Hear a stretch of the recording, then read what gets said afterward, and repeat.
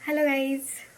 So मी झालेले आहे ready आणि मी चालले बाहेर कारण एनर्जी बूस्ट करायची आणि एनर्जी बूस्टर एकच आहे ते म्हणजे आपला चहा.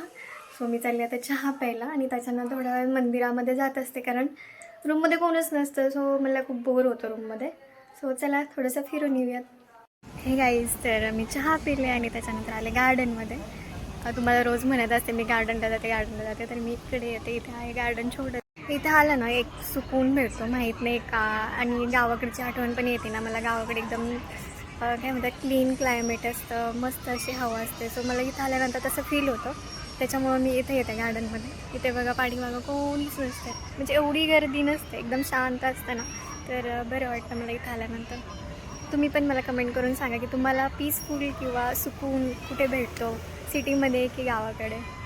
आता गार्डन झालं आणि आता आले मी मंदिरामध्ये. आले आता दर्शन घेतले, आता बसते थोडा वेळ कारण माझी मैत्रिणी येते भेटायला.